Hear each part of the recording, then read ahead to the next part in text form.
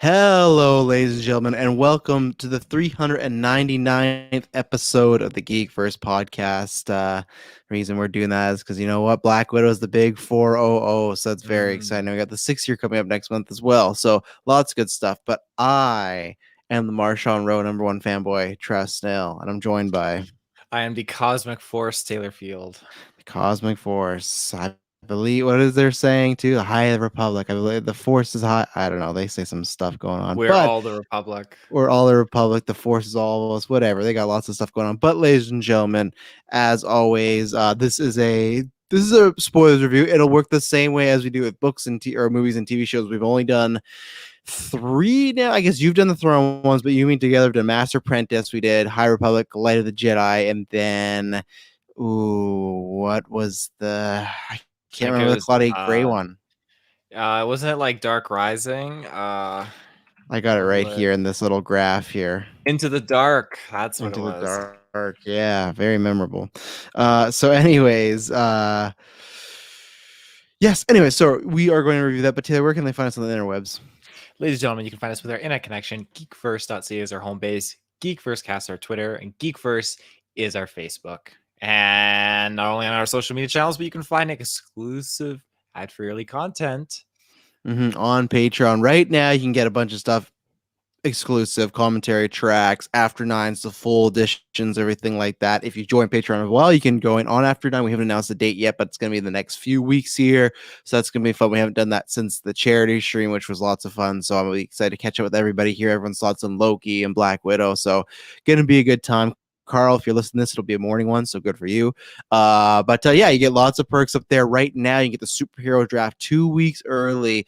I can't say anything, can't say any spoilers, can't tell you who won last year. It was, you might think you know who won, but you don't know exactly, and it was a very interesting time. So go check that out. Head down the description down below. You can find everything we do, the video, the audio feeds, our Discord, where us and other hosts and some people from GUA, some listeners are in there. We just talk about random stuff. We're going to be reviewing Loki every weekend, or every Wednesday, sorry. Obviously, we only got 2 weeks, so we got the penultimate and the finale next week.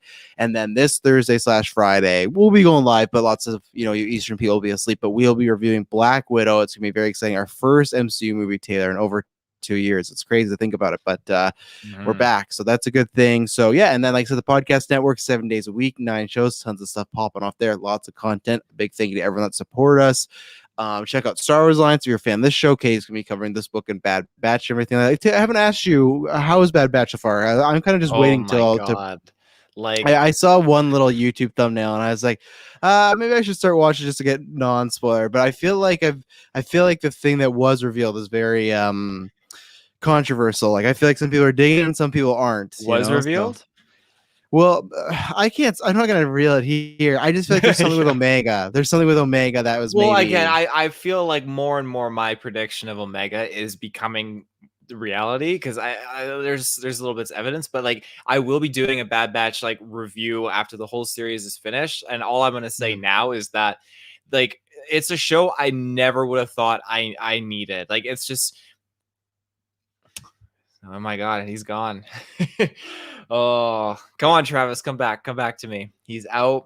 I wonder if he intentionally left the call or if he oh, he just threw a wrench in my game. Go watch Bad Batch. I'm going to use this time to do plugs, though. Check out my new podcast show, Cryptic Clues. I'm doing this with Ruben. It is a great show if you just have like kind of an interest in, cryptids, all that kind of stuff, like Bigfoot and like Loch Ness Monster, stuff like that. Our first episode is about Ogopogo, and yeah, it's a good time. CrypticClues.ca is our home base. You can find us out on Spotify and all that stuff under Cryptic Clues. So yeah, and we are also on Patreon. I'm excited to actually listen to it because I haven't got a chance to, because I had to finish this fucking book. So I have just a backlog of podcasts that are ready to go. For people to break the fourth wall, I legitimately accidentally closed my entire Chrome. So I was gone. It totally threw me off.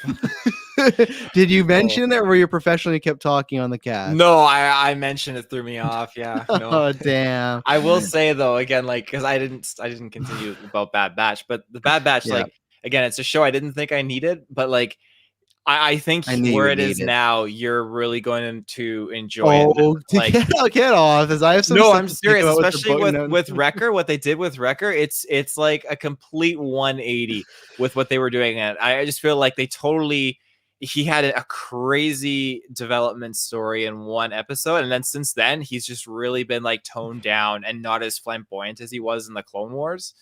So, and we'll there's just see. so many good tie-ins. Oh, like there's so many good tie-ins. Taylor has a knack for assuming I'm gonna really like something in Star Wars. Other than maybe one thing in this book, and I go, no, that's not it. But well, like you said, lots of Star Wars content coming up. We have, if you were interested, we reviewed Mandalorian, we reviewed those other books. We're reviewing the book of Boba Fett coming up. So lots of good things. And like Taylor said, he'll do a Bad Batch overall. I think. And you'll Are join you me. going to? I'm gonna try to join you. Are you going to though? I feel like it's gonna end when you're on your honeymoon. Well, how many more episodes do we got? I feel like there's like 6 or 8. Like I feel like it ends in August, legitimately, because that would make sense if it ends in August and Star Wars Visions happens, which we'll be reviewing. So I wouldn't promise that I yet, think Pony it'll Boy. time out just right. It'll be perfect. You said that very unconfidently. So check out all that. Lots of good Star Wars content, Marvel content, DC. Check out our newscast we just did, Black Widow predictions, if you're excited to listen to that. But yeah, let's get into this, Taylor Field. What did you think? This book was written by Davin Scott, who I personally have not read any of his books. I don't know if he's also done comic books. So obviously with Claudia Gray, big fan of hers.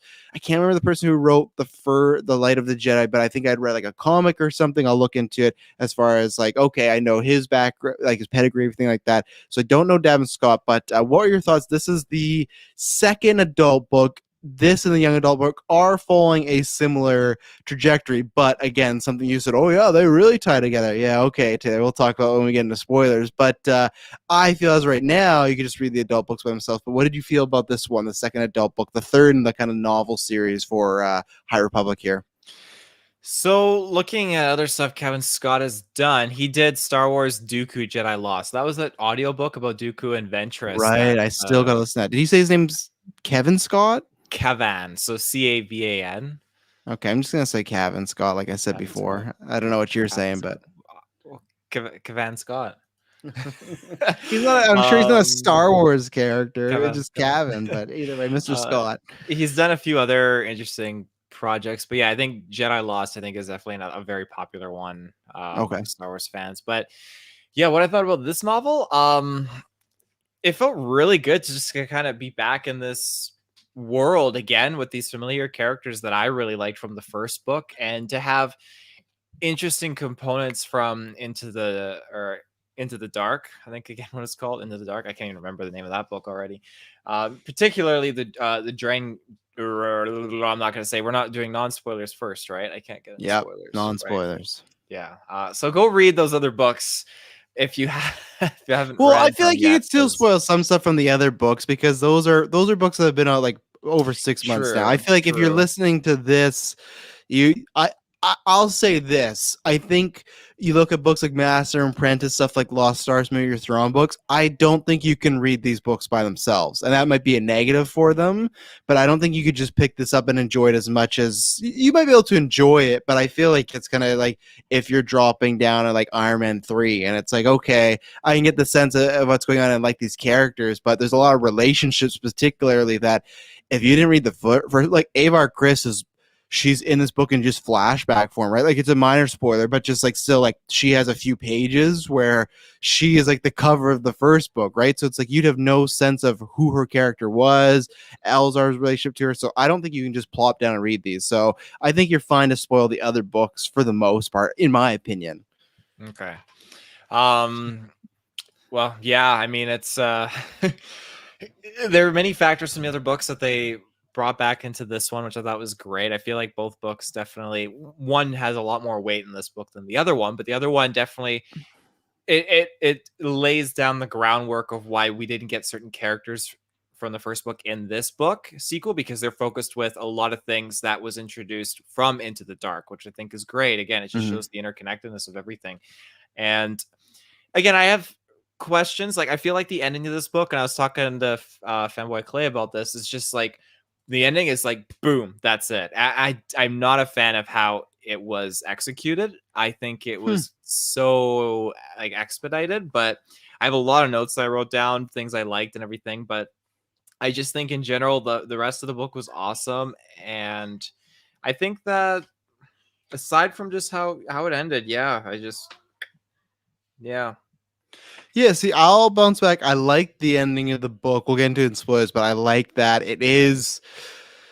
I'm trying to think of non-spoilers way to say this, but I definitely leaves you wanting more. It does feel a little abrupt, but I think abrupt in a good way, because I think the best thing, and this, I don't think this is a complete spoilers or anything like this. I just feel like they definitely bring some stuff from Into the Dark, but I'm excited to talk about in spoilers. I don't think that book's needed for this. I really don't. I don't think there's that as much of connectivity as you're mentioning in this one. I think you just need to read like Light of the Jedi, and to me, if that's A New Hope, this is The Empire Strikes Back. I'm not sure if there's a trilogy or we got 4 books, but as of right now, that book introduced a lot of new characters, new world. We had a mission, but they were pretty successful, and that's kind of the crux of this book, is they think a threat's been taken care of, and it's clearly not, and this threat is coming back in a big bad way. So that's how I would describe it, as it is the darker one of the entries.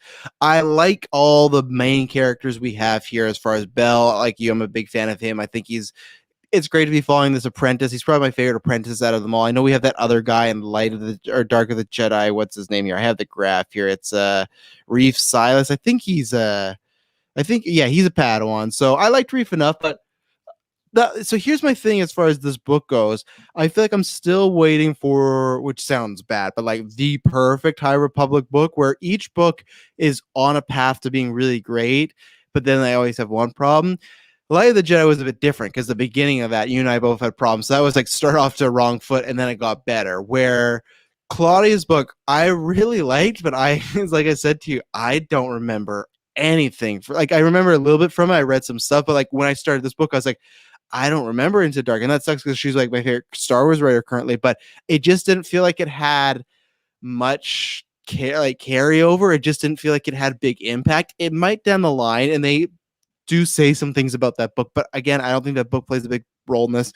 My con about this book is I think it's great. The characters we like really follow: Bell, Elzar, Stellan, Ro, no, I almost said Jocasta Nu, Laura Dean, Pan, what is the name of Adina Stokes, who I'll get into. She's probably my least favorite out of them. And then Lone Greystorm. Majority of them I really like. I like all their stories.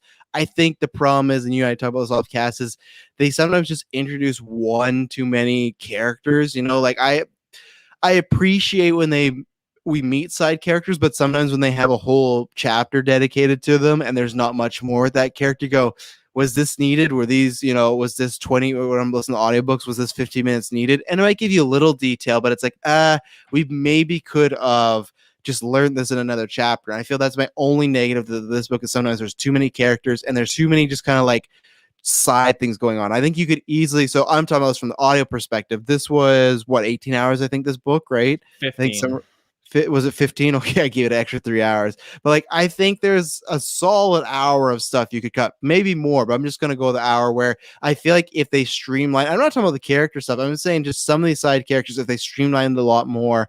But I think sometimes it kind of feels a little monotonous and some stuff doesn't pay off. But the thing is, with this being like a connected universe, it might down the line. So I will say, though, I think this is my favorite book out of the ones that have come out so far. I think it has the highest highs.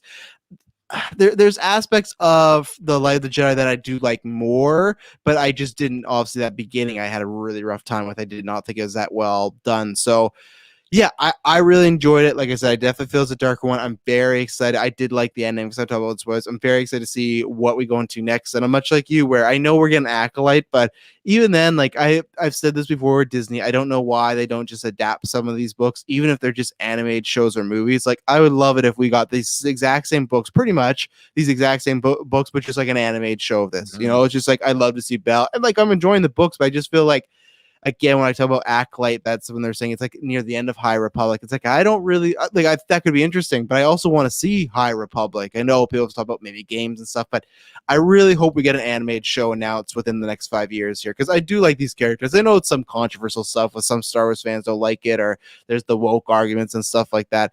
I guess I don't care about any of that. Like, none of that feels forced to me. I like all the stories. There's some ones particular that I really enjoy. So Anything else to say before we get into spoilers, Taylor? Nope. All right, we're going to take our first ad break, and then we're going to do a deep dive. So if you just want to know, should you pick up this book? Like I said, I think we kind of agree that you should probably at least be reading Cliff Notes or go like listen to something or pick up the audiobook for the previous ones, at least Light of the Jedi. And yeah, so we'll be right back. And then after this, either you don't care, you're just going to listen through, or you're here for the spoilers. So we'll be right back. And we're back. So I want to talk to you quickly about you mentioning that it ties to what is it? Into the Dark. That's what it is. I think other than mention, what are they called? The Dengars or not the Dengars, The but Dengars, yeah, yes. The Drengir. the Drengir. They mention I like the tie-in as far as like Avar Chris is she's head of Starlight Beacon. That's attacking, so that's why the Jedi have low numbers right now because they're spread out.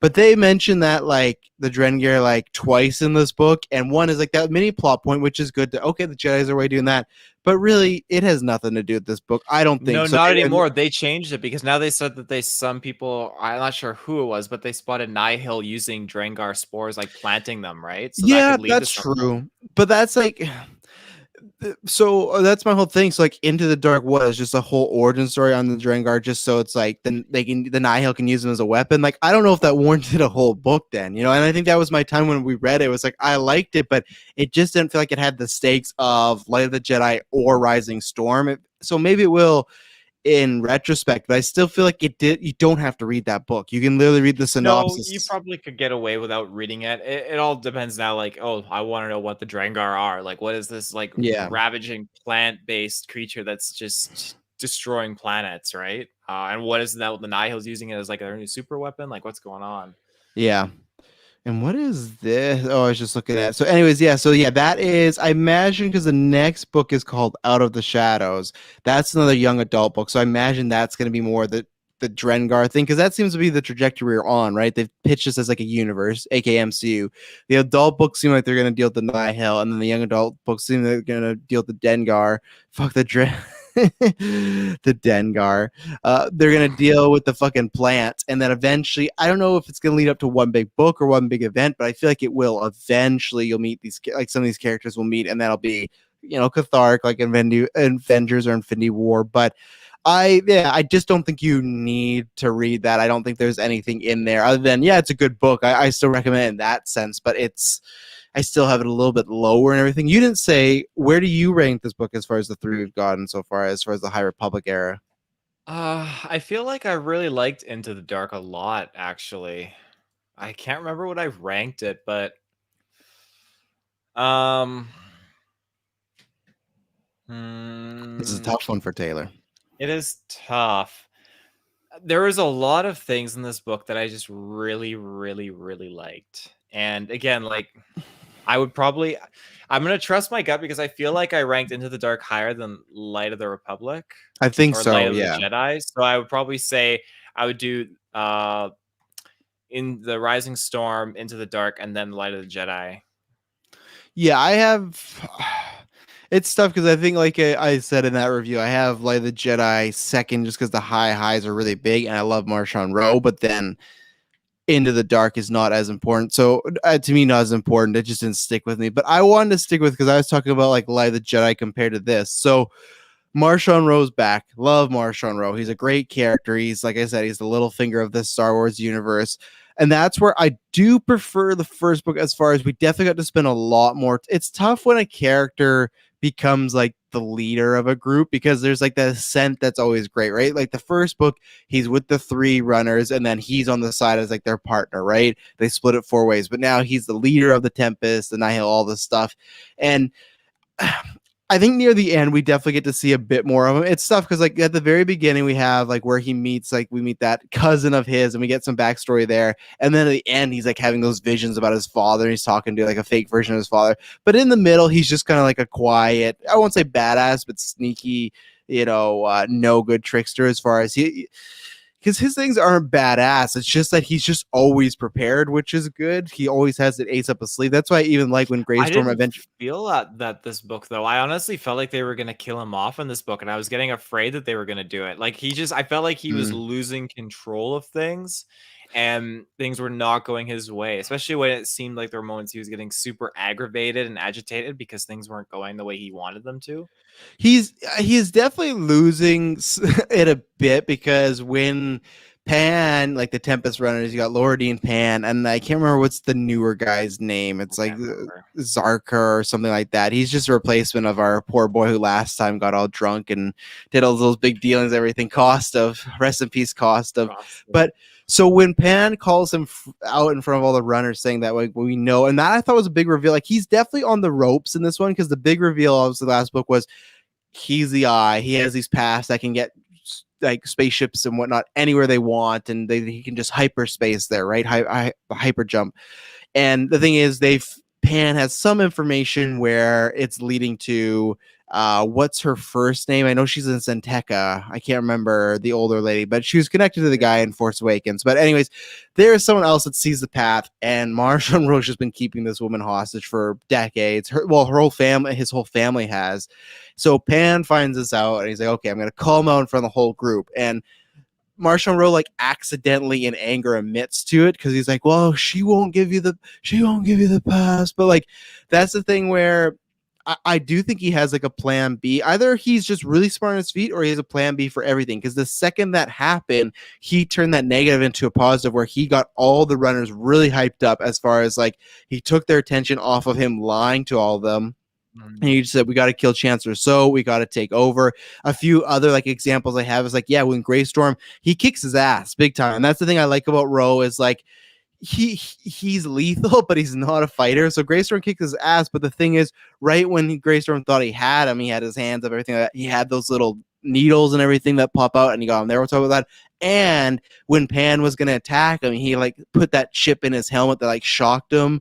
He did that once, and then later on, he like psyched him out the lightsaber, and then got him with that needle. So that's where I would disagree. That there's like, that's 4 occasions that I named where it seems like his plan A doesn't work, and then he does have a follow up. I think he's definitely losing it as he's starting to talk to his dead dad. That's never a good sign. And what was the big thing at the end is like, and we'll talk about that too, but the Jedi were starting to win. They're starting to get ahead of the battle, and he had the leveler, right? So that's 5 separate times. I got so lost at that part in the book. I was totally confused, like what this thing was. Like, well, because I read some stuff about it, but anyway, yeah, we'll get to. I read some stuff about it, so I think I have some idea. But that's 5 things I named where he was on the back burner, but then he had a plan B. So I still think he's Littlefinger, where he has not everything figured out, but he at least has a few options. He has a few cards in the deck. True. I feel like for the most part, the Nihil are really on the run now. They're exposed, and they really got their asses handed to them in the second half near the finale of this book. Yeah. Not the first half. They kicked ass. The first half, they kicked ass. Holy shit. They just decimated. Yeah. I got goosebumps actually in that part of the book when the Nihil appeared over Valo. Oh. That was the best part of the book, I think, because that was just like because they said they're gonna kill Chancellor So I just thought, oh, they're gonna attack her cruiser, they're gonna create a plot, and it was like, no, we're gonna go full on battalion, just invade Valo, or however you say it, and just it was just something I could picture in an animated show or a movie, just like, man, because we've seen it a few times, but it's been almost smaller scale where it's like, okay, they're going to Hoth, and it's like a big battle, right? This felt like a terrorist attack where they're just attacking the city. They don't have enough Jedi, they don't even have enough fighters. Obviously, that other I can't remember, that other planet bails them out, so that's good. But that was a really hype moment, because like I said, it's like, okay, that's when we're talking about Marchand Rowe, that's how he convinces all the runners to get on his side. Let's just kill the Chancellor. And this, like I said, their whole idea is we're just going to invade Valo and just destroy it. And it was a big moment. You mentioned the other planet that comes and saves them, their fleet. Again, that's the Togruta. So that's the species of Ahsoka and Shakti. Oh, okay, that's interesting. That was absolutely super badass when they came in. That was so good. Yeah, a little late, could have been there a couple hours early, just would have helped. And I really liked it. Like, I know we're jumping all over, but we'll get back to Roe. But I love after the battle when there's like just that chapter about all the wreckage, like they like talk about like how Stellan's holding Chancellor So you see kids crying because they can't find their parents, because like it was that like, oh, this is hype, this is a cool Star Wars thing, but then after the battle it felt real. And that's where some people go like, okay, not take a shot at like something like Force Awakens or something I love, but it is just like when you blow up 5 planets, you don't get to see much of it. There's a great shot of them, seeing it coming, but it's like we move on pretty quickly. This, like, kind of having this whole chapter or a portion of the book dedicated to the destruction of this planet was really good because it set the stakes as well. As far as I think that was finally when the Jedi were, because last book they're like, we don't really take the Nihil that seriously. They're just pirates. And then it was like, well, we've kind of got rid of them all. But now I think this was the first time that they actually feel the Nihil is like a threat that they have to worry about and get rid of. This is the first time they're looking at them. And like the thing is, they had them on the run at the end of the book, so it's interesting, but we got this leveler going on. So it's interesting because like even where we left Marshawn Rowe, like I imagine he escaped because it looks like the Jedi were just worried about what happened with Greystorm and everything like that. But yeah, what about Marshawn Rowe? What else do you have on him? Because we can start him and work our way through some characters. Let me see what I got on him. Met his cousin, who was not the smartest. Rowe hated her, but that was wild. Again, I think that was chapter 7 when he pulls out the lightsaber, like that for that first like moment again when he pulls it out. It was super cool. I loved how he faced down the beast. I love when like in the caved in, the beast was like they thought it was alive, but like Marshawn like rips out of it with the lightsaber. That was just so cool. And then they had that guy. I don't know if you wrote his name down, but remember he had that guy that was coming along with him, like Diz. I think Diz. Or Diz, and yeah, and like so this because this is the first time we meet Rose. They're trying to get they're trying to get to the leveler because they've set up that it's like frozen, it's behind like some beast, a whole bunch of very Harry Potter-ish, like you got to get to all this stuff. But like Diz, like he's with him, and like Rose like uncharacteristically super nice to him, very apologetic, like just treating him like he is like real family, like he hates his cousin, kind of treats her like dirt. She's looking to make a connection, but he's so nice. But he literally just brought him along to like use him as a sacrifice, and that's why he was so nice the entire time. It's like, oh, Ro, you bastard. Yeah, then that scene, I can't remember the dialogue from it, but when Dis is basically injured, and again he's got accelerated healing. He is force sensitive to a degree, which I thought was very cool. And basically, yeah, he just gets curb stomped. Like Ro just literally smashes his foot into his skull. Like it's so brutal. I was not expecting that. He was just using for his force power. So that was completely like Ro. He's just a big user of everybody and people and everything like that. So yeah, what do you think about all those interactions with Greystorm? And obviously we'll talk about Greystorm a few times when we get to Bell, but those I was wanting Greystorm to break out. As much as I like Ro, I'm like, man, I hope this guy gets out of here, because it sounds like he's like they cut his like Twi'lek things. I think they're called Lekus, I think is what they're called. Lekus, they took that off. He's been there for a year. Yeah, a very, very long time. Did you have anything more to say on Ro there?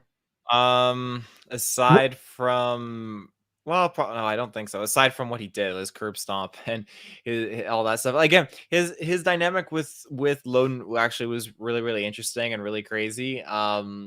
Again, it goes to show like all the prisoners around him, they didn't use them for long. I guess they just executed them. So, and Loden just had to deal with that as opposed to just having these people suffer and him not being able to do anything to stop it. But unless you have anything on Ro, I feel like this is segueing right to Loden because I have a lot to say about him. I have a few things. Why do you think now he's having this stuff with his father? Where the first one, they had talked about his dad, but that was not the case at all. Like, we'd not hear him have any conversations or anything like that. What do you think is it just kind of his psyche continuing to break? I think it's because either, his psyche is breaking or he's losing control over things. I think the more compromised he gets, the more unstable he gets. And I think where he's tortured a Jedi for over a year, and this Jedi who's weak, whose skin and bone has his who's cut off, is just literally, he's still standing there with his lightsaber and is a Jedi true and true. And I think when Rose sees that, Rose like, are you kidding me? Are you absolutely kidding me? I think that would, again, it just totally, Ro became his worst enemy in that moment. Now he's having visions of his father and stuff.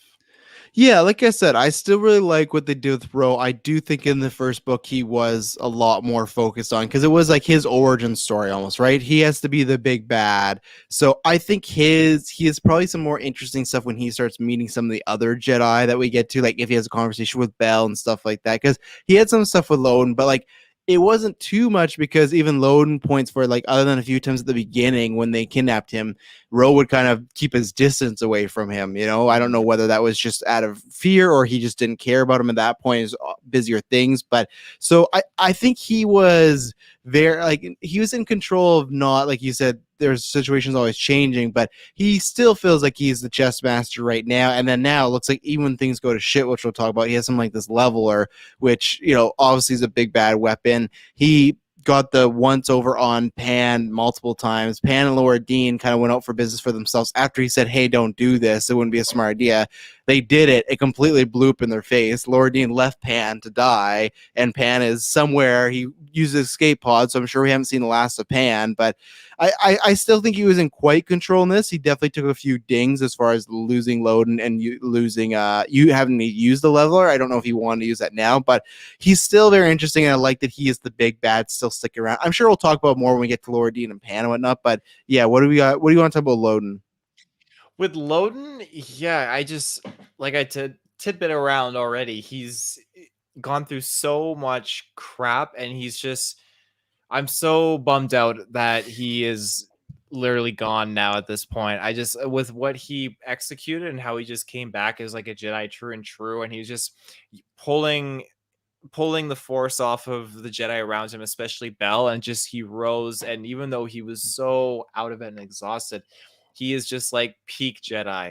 And I absolutely love Loden in this book so much with his redemption and retribution. But it's just it's sad that he passed. But I'm hoping that what he has just goes right on to Bell, because Bell just like when Bell found him, he's like, oh, like I felt like failure and emotion swept over him. Like, look at all this stuff they did to you. And he's just like, no, like I'm still with the Force. Like I have everything I need. And I love that he's so grounded. And I hope Bell can take that into himself. But again, like I honestly thought when Rose shot those darts and Loden dodged out for a second, I thought he dodged out of the way and the darts went by right into Bell. Like Oh no, I was very Bell. afraid what was going to happen at this point. But yeah, that's I think he's great.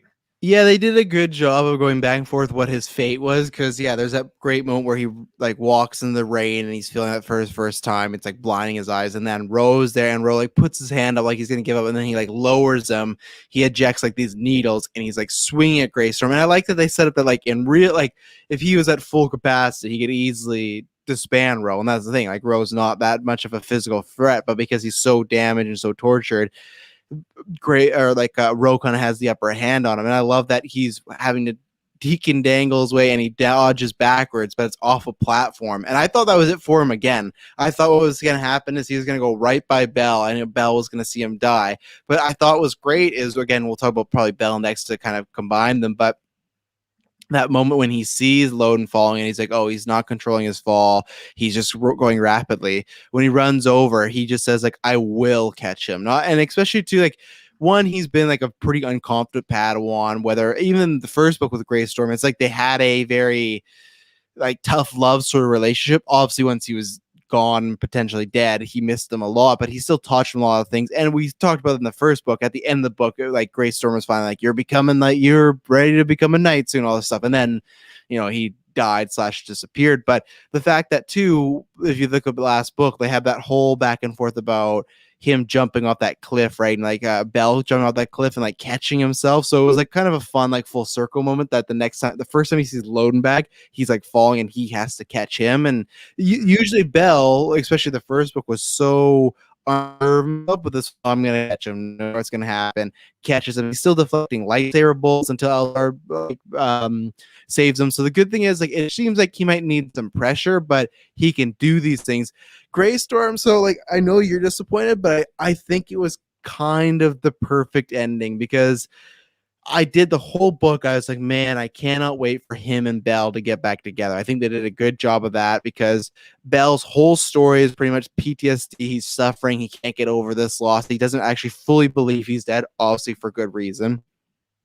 And with Loden, he just is like, Bell's presence gives him that last bit of hope to help him out of there and everything like that. And he has, like you said, it's a great moment of him getting the lightsaber back, jumping through the glass. Really some kind of big heroic shots you could imagine in a show or movie. But I like that he broke out. We still got the moment in a few chapters with Bell and Loden, and then they kill him off for a few reasons. One, it's just a dagger to the heart because you're like, man, he's been through so much and now he's dead. But I also think that other than like, I think there's still more stuff they could have done, and he would have been, I think, full charge to get the Nihil and Ro. I think that's better to motivate Bell in a way, because I think if you would have killed him before he reunited with Bell, I would agree and be like, there's some potential left on the table. Because you had the reunion in this book, I think that was the right time to do it. Plus, like I said, Bell, I think, will be even more motivated to get the Nihil, especially Ro in this situation. So I like that it just gave you a little bit of hope, but it tore it away the Grey Storm that he didn't make it up. But like I said, Bell and him being reunited, talking about like, this is what we're supposed to do together, this is where we're supposed to be, just chorusing that great scene when Bell finds him, he's getting emotional because he's seen that he's been tortured so much and mangled and everything. So I think they got the 2-for-1 special. They got that heartwarming reuniting, but then they also right again just ripped your heart out. And I did like that. Yeah, sure, I like him. I think we'll probably get some flashbacks of him in the next book, but I love the dynamic, but I think it was the right call. So like for you, it sounds like you're disappointed, but do you think from a story standpoint it makes sense, or do you think there's more they could have done with Loden still? I just would have liked. Well, again, you have a few Jedi that got to see Loden return, but I would have liked him just to come back and maybe choose to. He would never have left the Order, but keep him around and have him be killed off later on. I feel like just to kill him off right here was just so sudden and quick. But again, like it just goes to show like no one's really safe in this universe. Mm-hmm. Anyone can get axed. So I'll get over it though. It's the gut punch. Yeah. So, yeah, we talk about storage. We're talking to get him out. Some good stuff with Ro. What did you think about Bell? Because the Bell was your favorite last book, and here he is. Obviously, like we said he gets lots of moments with Lone Greystone. He has Adina. I think I'm saying this right. Adina Stokes is. Yeah. Oh, sorry. Adira Stokes as his new master. I would say, like, as a negative, I still don't have much of a feeling on her. Like, I'm not that invested in her. I think maybe next book is when we'll really invest, because this book felt like a lot of Belle trying to get over the loss and her just being like, yeah, he's with the Force, like, and you'll be fine. Not you'll be fine, but just like, you have to move on kind of in a way, and that's not too much character development. So now that Loden's gone, hopefully they give her more. But yeah, like I said, the past few books, like I said, haven't connected with her too much. But what did you think about Belle in this one? Again, I really loved him in this book. I feel like he's becoming like my Obi-Wan of the High Republic. Like this is the way he's nothing acting like Obi-Wan, though. No, but he's not. I'm not saying he is like an identical clone of Obi-Wan in that sense, but he just, to me, he's showing qualities of Obi-Wan that we're getting in this era where he's going through the whole ordeal of losing his master, where you have Obi-Wan that he was emotionally compromised for that brief bit upon Qui-Gon's death, but he was very grounded and stable, became a Jedi Master right afterwards. Whereas this, we're getting to see the more realistic experience side of him trying to be grounded and recuperate from losing his master, but he's still suffering a little bit of that mental hardship where he's trying to overcome, and you have a new master for him, kind of coaxing him to kind of overcome his emotions, but not to be afraid of them, like to understand them. And I just think, again, he reminds me of young Obi-Wan with certain qualities, not Obi-Wan from Attack of the Clones or onwards, but just Phantom Menace to a degree. Well, the only thing with that, though, that Obi-Wan was much more like confident in himself. Or Bell like, wanted to learn stuff in the first book, but I feel like Obi-Wan Phantom Menace feels like he could do anything. He could take on the world, where Bell is not. He's not that way. He's very. Oh, because he lost. Again, you have Phantom Menace, Obi-Wan with Qui-Gon. Like, if you look at Master and Apprentice, I feel like you have a Obi-Wan that's more like Bell in that book, where Obi-Wan doesn't feel very confident. We saw like he didn't feel like he was like paired with a good master, and he didn't feel like he was able to do much with Qui-Gon. So I think that's different, because I feel like not that he was overcome, but I feel like he was letting Qui-Gon down, where I feel like Bell feels like he's just sometimes like a shitty Jedi, like especially in the first book when he's like, oh, Loden's always having to catch me and stuff like that. But yeah, I could see the comparison you're making. I don't get there exactly, but I'm glad he's alive, because I was worried when they were gonna, because at the end there was a big buildup to see Loden, but Bell was with him, so I was really worried that whatever took out Loden also took out Bell, and that one to me would have been a big disappointment because I feel like I said, Loden, you could do more, but I feel like it's good to go for the gut punch, and that's like that really sticks with you. Where Bell, I think there's a lot of potential. Him after Rose, really good potential. I'm not sure if we get another time jump in the next book or whatnot. This was just a year, but maybe he's finally a Jedi Knight now because he's still not a Knight. So I imagine that should happen unless they want to build that relationship with his master more, like Idira. So, yeah, I'm trying to think what else. I think the thing that was interesting, we'll get to Elzar, but Stellan not so much, but between Elzar, Ro, and Bell, these characters are dealing with a lot of emotions, it feels like, and that's where like even Ro, like he's outbursting a lot more, but even stuff like he's coercing with some sort of vision or Jiminy Cricket version of his father, right? So clearly he's going through some stuff. Elzar's entire story is about battling a certain type of emotion, and then Bell's is he's just like he's very hurt by the loss. There's multiple times where he's choking up while talking to his master about Loden and what he could have done or what he should have done and stuff like that. And like I said, when he finds Loden, so I think it's interesting that 3 out of the few leads that we have are people are stuck in the middle. You know, they're trying to move forward. Like you look at Martian Rowe, he's trying to move past his dad's shadow, but his dad's still kind of lurking. Elvar's trying to, I think, move past a lot. I think he's just trying to figure out what his place is, but specifically, he's probably trying to move past Avar Chris. And Bell is trying to move past Loden, but he really doesn't want to. It's just kind of other people reassuring him, like, oh, yeah, Loden's out there. You'll feel him. And then the poor guy, because Loden's not dead, he doesn't feel anything from his master. So he's just like, all these Jedi Knights and Masters are telling him, like, oh, just search the Force and you'll feel something. He's doing that, and he doesn't feel anything because the guy's not dead, you know? So it's kind of a shitty setup for Bell, but that's where it's very interesting to see next book what he's going to be like, because now Loden's, like, dead. He's going to be, like I said, I feel like he's going to be motivated. He's probably still going to be a little shaken in the first few chapters, whatever book, because they said he was literally in, like, a ball, like, crying, so... You know, or he's just gonna be completely broken, or Bell's just not a Jedi anymore. I don't know. He'll make a comeback. It'll be all about the comeback. I think so. Him and the dog Ember will have a good time. So yeah, I liked everything they did with Bell. Bell continues to be one of my favorite characters in this series. Is there anything left on Bell you want to talk about? No, I think that's it. Okay, so let's see here. You know, yeah, before we talk about let's talk about Elzar, but before we do that, we're gonna take another ad break. So we will be right back.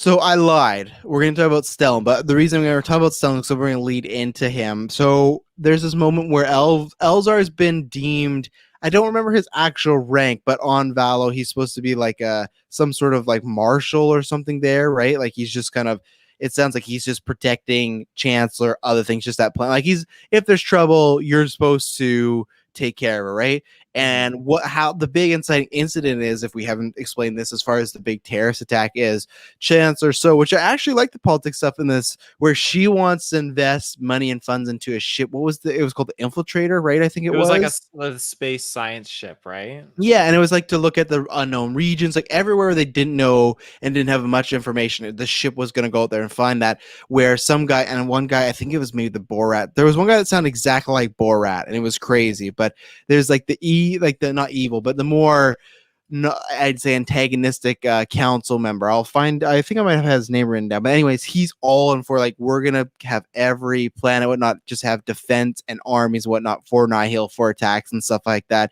And the idea is that they're going with Chancellor she's the Chancellor, so they're going with that right now. And they're going to have this big, not celebration, but just kind of, what would be the right word? Because she's having a bunch of planets all together, a bunch of different cultures and tribes. Because it's not a celebration, but it's just like a meeting of the world. Like I don't know. They're UN, right? Almost. Yeah, it's a festival. Yeah, because I was gonna say the UN, but there's definitely more fun to this. But that's where the Nihil attack, where there's multiple people there. And anyway, so he's expecting Elzar, he's expecting Stellan and Avar. He only gets Stellan. So as I said to you off-cast, Stellan, I guess he's been in a comic book or something. I'm not sure what this Edge of Balance is. It might be a comic book or just maybe like a younger novels thing. But Stellan, he probably was mentioned in the first book. I don't remember, that was a long time ago, but this is the first time we're meeting him as a character. What did you think about him? They were described as like there was kind of a three-way friendship between Elzar, Avar, and Stellan. And what did you think about him? Well, I'm trying to remember more and more of his character, but again, there's just so many characters in this. I'm drawing a bit of a blank on him. Remind me of some of the things he was doing.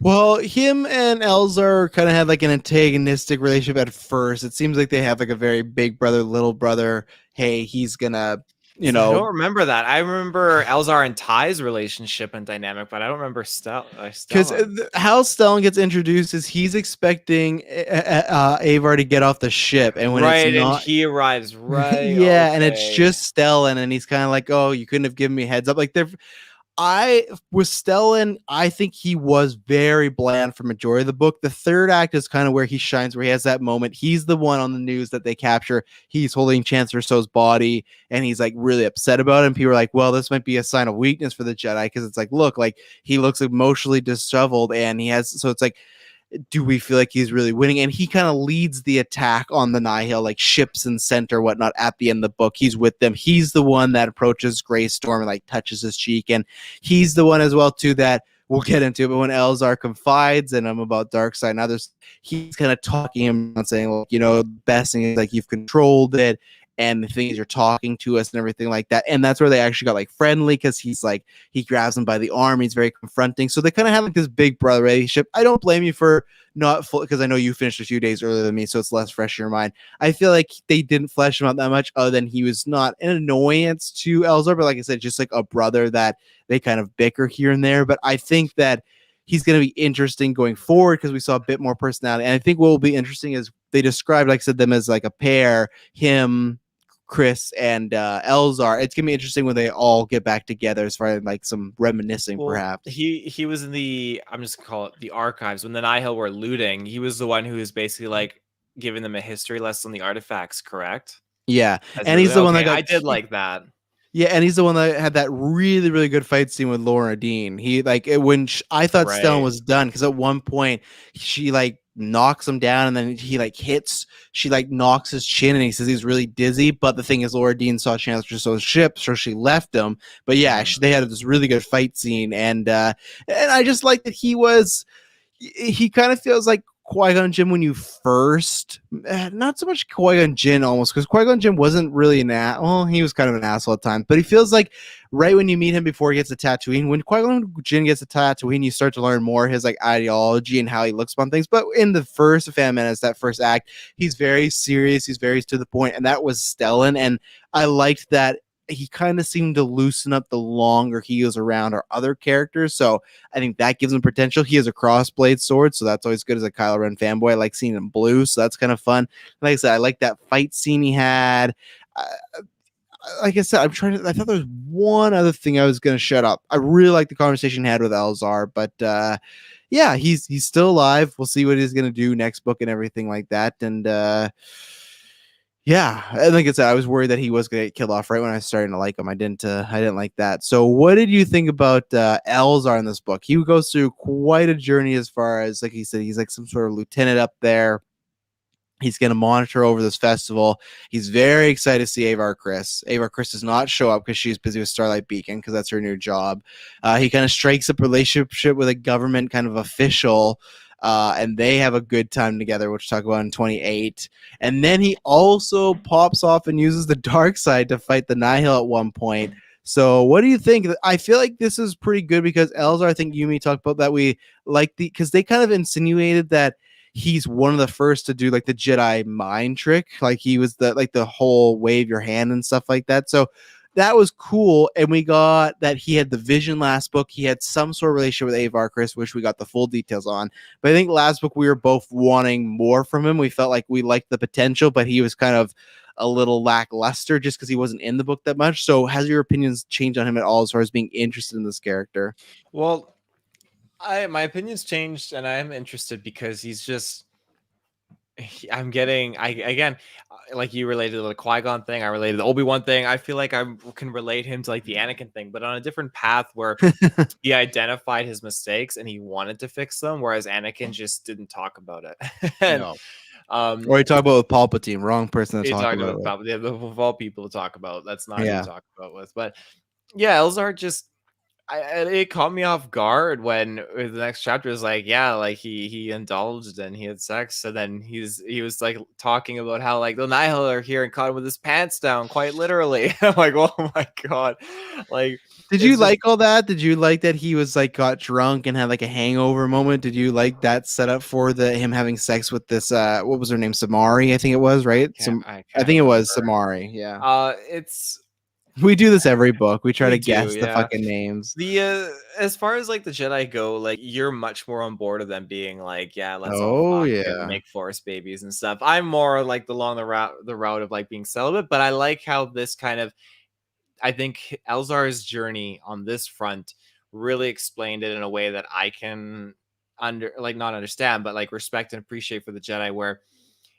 even when they were talking about Bell and his emotions, like they preach and they want you to have connections because it's very powerful to draw upon that, but you have to be in control of your emotions. Where Elzar, he lost control. He felt like because he did something and he slept with this woman, that it immediately was again the result of uh him not being able to protect people, and he just became more emotionally compromised. And again, he's thinking like, oh, like I He did took that this. way too hard. He did. And again, he No pun thought by intended. being on Valo that he was changing the course of the future, Yeah. that they would have no one, everyone would be safe basically from his visions.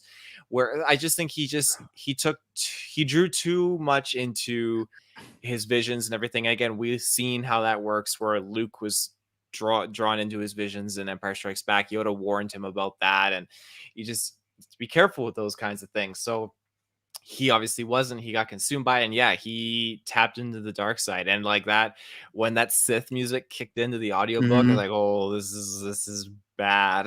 This isn't good. And from then on, it really got interesting with his character, because he was just reeling in, and it set up such a great dynamic with Ty, who I can't wait to talk about her, because there's a lot of interesting things with her. Yeah. Yeah, what I love about how these books have done great with the lore or canon or the legacy of Star Wars is even before that music, I had that thought of like, man, the dialogue they're using, the thoughts he's having, very dark side, like usurish, right? And then that music started playing. I was like, okay, I was meant to think that good, because sometimes you read and stuff, but this was like good writing as far as they were laying the breadcrumbs, because he was just talking about being emotional and if he could use his power and what he's going through. I'm like, these He aren't starts the talking emotions. like, I killed them. Not just Yeah, the like men, but the women and yeah, he didn't go children that too. far, but he had all those things of like, this is not the way a Jedi is supposed to act. I still think Jedis can have emotions and get it on with people and still be fine. But the things he was saying, I was like, no, this doesn't seem right. And then the music kicked in, and then I don't even know, like, what would you describe his power? Did he just use like a big gust of like fog and smoke? Like it was like I he just took it as like he just used the force and made a bunch of Nihil implode. That's how I kind of took it. But I mean, okay, I don't yeah. know really what he did. Well, yeah, because obviously with the leveler or two we'll talk about, they were very like kind of cagey with that. But it's so funny because last book I described him as like a Sam Jackson, what the hell, Mace Windu type, and not just because like oh he's another like wise black Jedi. It was just that he had that sternness. He was to the point. He kind of like would make sly jokes every once in a while. That like Mace Windu didn't make sly jokes, but like he had the party's over line from Attack the Clone. Like. So he just kind of felt like that, and I didn't like that because that's fine, but it was like too much of a character type.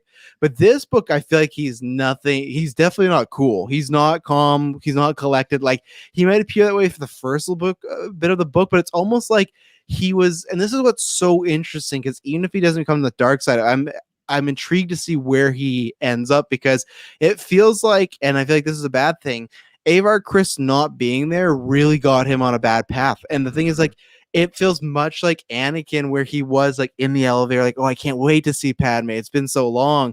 That's what he felt like with Avar Chris. Of like, he had said it had been since she got assigned that they had seen each other like in our last book, and he's just been waiting. So it sounds like it's been almost a year since they've seen each other, give or take.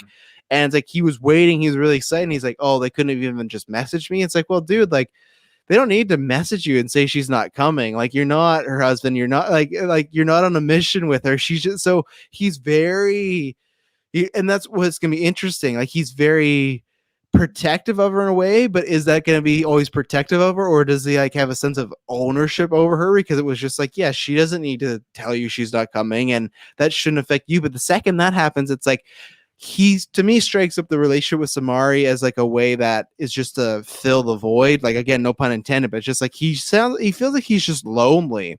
And like whatever connection he had with Ava Chris, that helped. But now that they've been split up, like she's on Starlight Beacon, he's in different like situations. he said, like when they were young, he used like, and he was reflecting on this too. And they were, because this is when Ty reached into his mind, and he's like, well, yeah, they were they're grasping hands to like do that vision. Yeah, he was talking or reflecting on how he would sneak to her room and he'd feel like just their skin on each other under the sheets. So it's like, well, like everything about Elzar is so sexual. And then he started getting sexual connection, like tension with Ty. He's really reaching out. Fuck everything.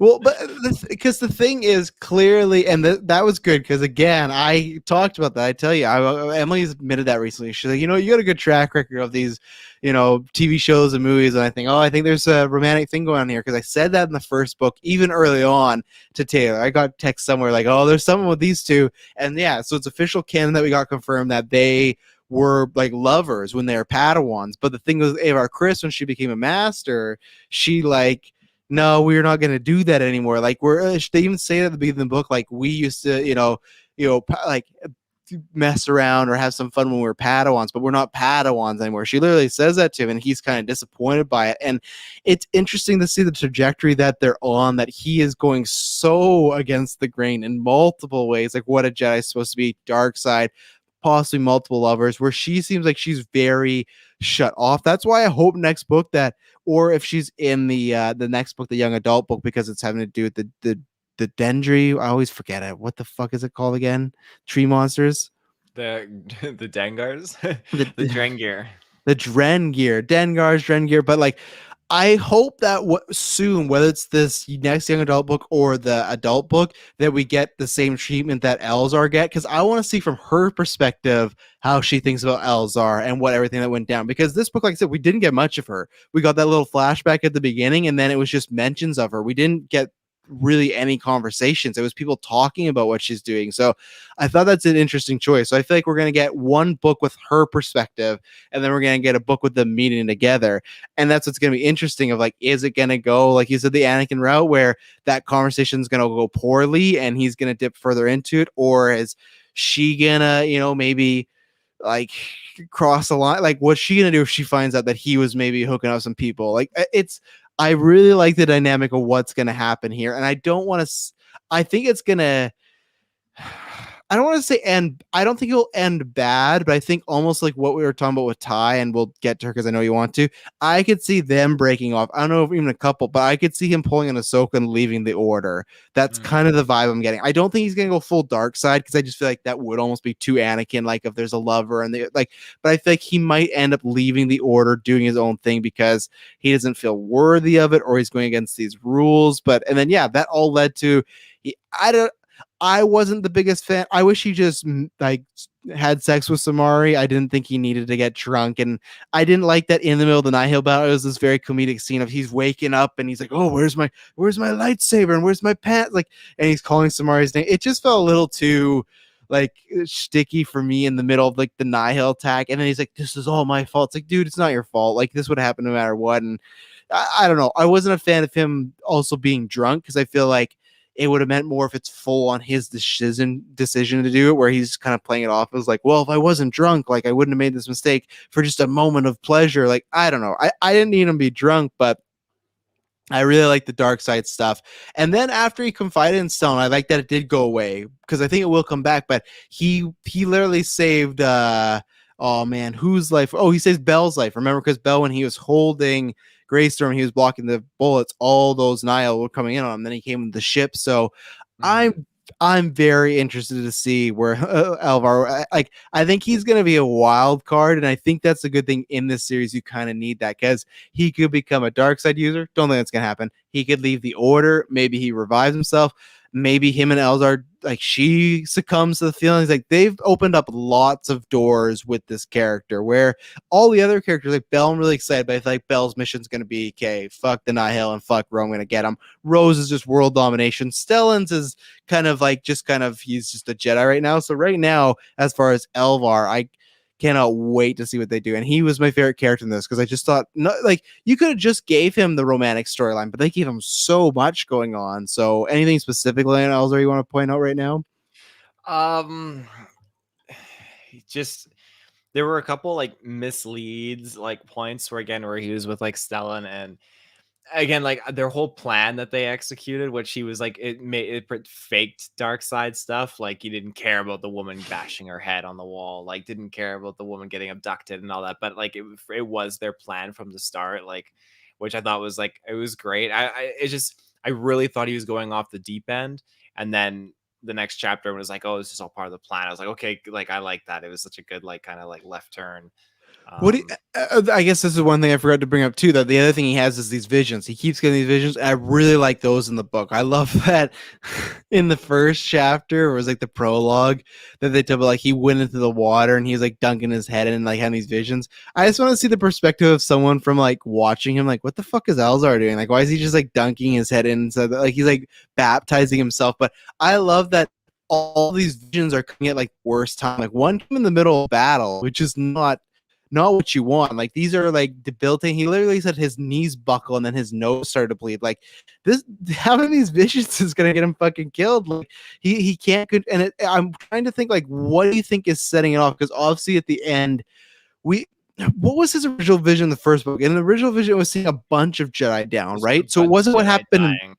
Yeah, so it wasn't what happened in this book because this was just Greystorm. So it feels like if that vision were to come true, Rose gonna use that leveler one more time on a bunch of people, or like you said, is the Anakin thing where he gets so obsessed with it where he kind of makes it happen, or he deliberately or accidentally makes it happen. I'm very interested in why he has these visions going on still, and quite a few of them. It would be interesting. Again, I know it's not going to happen, but it would be interesting to see if maybe somehow he played a role in Acolyte. But I don't think he's going to turn to the dark side. I think he's just gonna he's gonna somehow, like you said, either leave the order or he's gonna have a method of staying true to himself, I guess you could say. I Mm-hmm. think he's probably gonna turn into like a Thai character where he's just gonna kind of like leave and break away, maybe Yeah. even with her.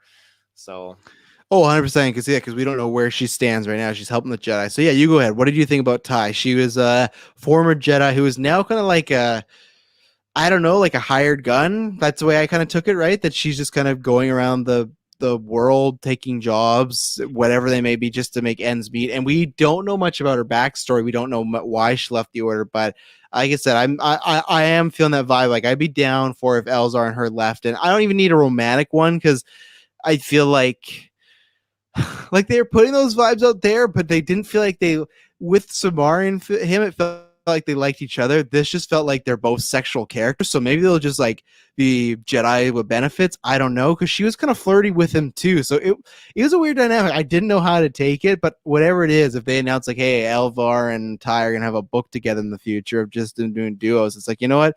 I'd be down to see that. But what did you think about Ty? uh I really really liked her character. I thought she was awesome. I loved one thing specifically, and I think it was in chapter 3 when she was caught with the villagers. The villagers, one of them sounded straight up like Borat. Like That's what I mentioned earlier. Yeah, it was that's what you were talking about Borat. earlier. Okay. Yeah, and maybe I was wrong the senator guy, but he sounded like someone too I wrote down, but like way Oh too my much like Borat. god. Way too much. Yeah, Oh, his name was Toon, I think. Yeah, the senator on Hetzel. He was like a Celestian, I think, or something like and that. then there was Oh, this guy, I think this is the other the guy who wanted to put all the defenses up. Maybe I was wrong, but his name was Montessa Chackett, and I said sounds familiar. he sounds like Dr. Evil. Did you get that sense too? And the guy was I like, didn't get "Oh, that. No. oh, you'd have to listen again." He's like, "Oh, my client thinks that this is the best plan." And it almost would sound like for number 2. And I was just like, "Oh my goodness." And again, I stress this every book. It wasn't as bad this time, but still I wish they'd get a female for the female voices. Just have 2 people, 2 actors, but I digress. So anyways, yeah, you're talking about Ty and the villagers, and yeah, the Borat voice definitely stuck out. Yeah. Oh, it really stuck out.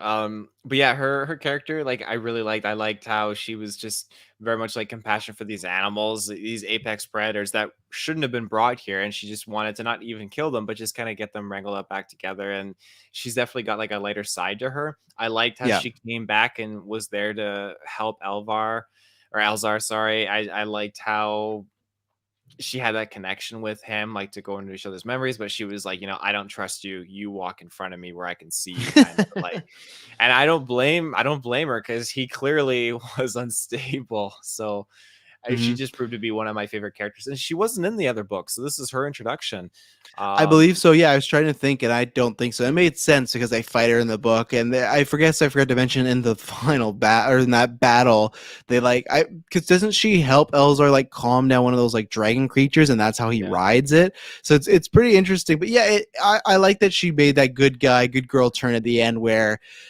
Again, she's helping the Jedi, but it didn't feel like her being like, and I'm back with the Order now. It's very much Ahsoka, but the difference is with Ahsoka feels like she's on her own path helping people, where Ty feels like she is you know what she reminds me of? She reminds me of Valkyrie from Thor Ragnarok, where she was a Valkyrie and then she's gone off and done her own thing, and she's like drinking, she doesn't care, she just does jobs for money. That's the vibe I got from Ty of like, yeah, that used to be my life, but now I just use my powers to do what I want. And she has a very kind of like fuck you type of attitude. So I kind of got like Valkyrie vibes from her. Mm-hmm. Any more on Ty you want to say? No, that is pretty much it. When do you think we learn? Because so the next book, I try to see the cover and I match. So yes, the next book has Reef Silas. So I'm gonna have to. I don't know if I'll have time to re-listen to, but I'll have to do like a Cliff Notes or a YouTube video. Maybe I'll listen to some YouTube video. Have to remind me of Reef because he was in there. I think we liked him, but I just don't remember as far as the Padawans. It's like, well, Bell's my Padawan guy, and then this person named Venstra Arwal, I don't know, but Venestra Raw. Venestra Raw, yeah, there you go. You're always better than names than I. She was in that. Was it a comic book or what was she in? I think she's one of the comic books, yeah, or like a junior novel. Test of Courage, yeah. So this is her. She's kind of upgrading. So it doesn't look like we'd see Ty coming up. So do you think it won't be till the next adult book that we see her? Probably the next adult book. I mean, we did get like Martian Rowe at the end of Into the Dark, Yeah. like just briefly for a cameo. So I mean, maybe you could see like Ty doing that in some like a young adult novel, but I don't think she's that level of a character like Martian Rowe is. So I think they'll save her probably for the next like adult novel to Yeah, build off of unless to me she'd be like a supporting character, like the way Stellan came over from another book, and but yeah, because even in the chart here, they don't even have like we don't even know her master. We don't like. Did you have obviously we know nothing, but what like do you have any readings of why you think she might have left the order? It's either it's got to be something personal, something maybe family related. I got the sense there is something family related there, but again, like why Jedi leave the Order? It's usually because they disagree with the belief systems or whatnot. But again, the Order at this time, I feel like, is much more, I don't want to just say compassionate, but understanding to things and grievances that Jedi go through. Whereas the Order in the Clone Wars era, the Old Republic, you have a Jedi Order that's, again, all Jedi have to be celibate, no sex, none of that, because if you do, you have kids. Attachments are extremely frowned upon. Whereas this other order is like they preach connections, they preach having companionship, and if you have a moment of weakness in the dark side, they'll work with you to help you and kind of guide you along and bring you back. Whereas with Anakin, it would have been like axed. Well, and that's what I liked about. I can't remember which chapters, one of the early ones, but when they were talking about Greystorm, it was Belle and Adira, and they were talking about that. She's saying you can have all these feelings, you can have remorse, you can have sadness, you can have grief, and all this stuff, but it's just about channeling it and using it the right way, not letting it overtake you. And that's sort of because yeah, like you said, that would be cutting. You got to cut yourself off. But I like that conversation that they had about. We're Jedi. We can still feel these things. You don't got to cut yourself off from them completely. And that's where, for someone that hasn't really liked Adira that much, not that I dislike her, but I want more of her. That was probably my favorite moment of hers, like talking to Belle, just being like, you get like, the only way you're going to get through this is if you feel these emotions, and you can, just don't let them get the best of you. Don't become Elzar is pretty much what she's saying, you know, and that's where it's good. And like, even then though, like you say, oh, they're not like the Phantom Menace ones. You see the shades of it, of them like discounting the Nihil, right? Of like, they just kind of wrote them off as, oh, they're not a threat. Very much like the prequel era Jedis, where they kind of just think they have it in the bag. They're not really worried about it, and that's how Palpatine overthrew them. So it's like, it's not a big thing because they thought the Nihil was dead, but it was almost like, oh yeah, they're dead. We don't got to look into it anymore. And then it kind of bit them in the ass, right? So obviously now it seems like in the next book, though, like that's not going to happen. So yeah, we'll see. It'll be interesting when we'll see Ty. Let's see here. What other Jedi? I thought there was one more. Oh, I wanted to mention too, because that Venestra girl, they mentioned her once in the book here because she was off doing some sort of adventure. I think they might have said that she's the one that reported that she saw a Nihil with the Dendry whatever pods or whatnot, because the Drengir, because this is at a point where Stellan, great scene, I don't know if you remember this. He has to have a meeting with a council, but he's like fucked up and really hurt. Like, he's like talking about how he's like almost unconscious. Like, he definitely has a concussion. All he wants to do is this thing to end. But they said, oh, you don't have to come to the meeting. But he said, no, I'm going to be there.